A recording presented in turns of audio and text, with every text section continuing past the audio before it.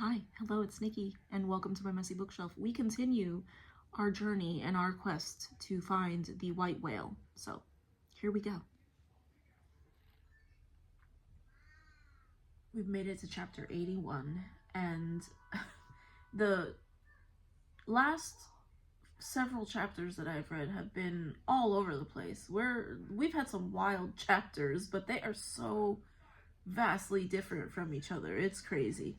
So we have finally got on with the business of whaling, and there was a couple chapters that involved so far that in the last few chapters that I've read that have dealt with the killing of the whales and how very, very vivid and detailed descriptions on how they kill these whales and strip their blubber and all that stuff. So those were a little hard for me to read, not because they were not interesting, because I was definitely like, oh my goodness, what's gonna happen next? What are they doing?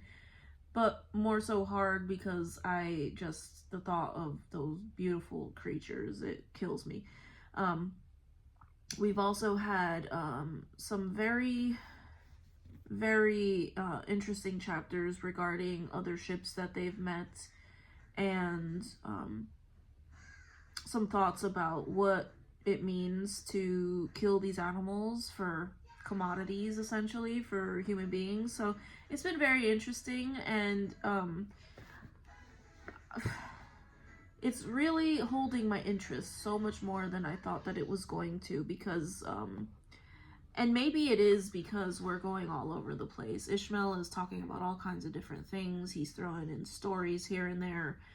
He's going off on lots of different tangents, but I have been really engaged in what I am reading. So I am not complaining. I did not like to hear about, the killing of whales, but I knew it was going to happen eventually. But yeah, that's where we are so far.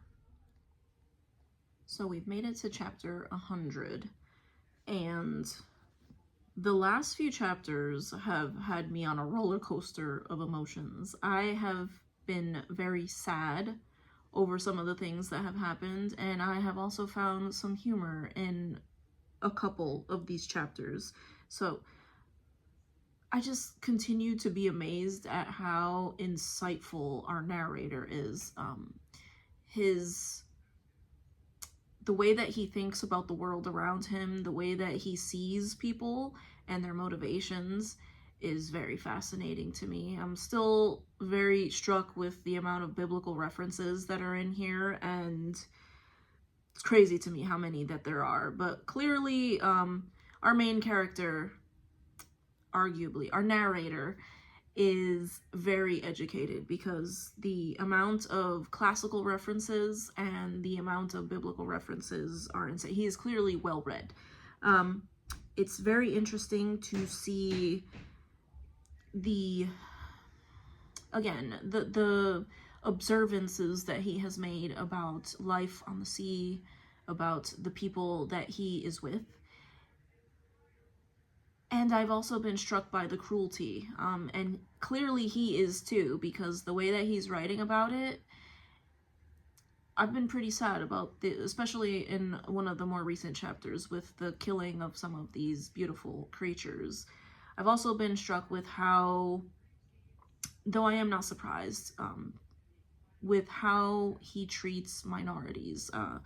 For it being written in 1851, it is very different from other things you read from that time period. So I think that a life spent around different countries, you are going to be more accepting of other cultures and other races. But very interesting to me. I've also been very amused by some of the antics that these sailors are getting into and the monotony of life at sea, because again, I have experienced that. So I made some notes here that cracked me up, because it shows how much things have changed.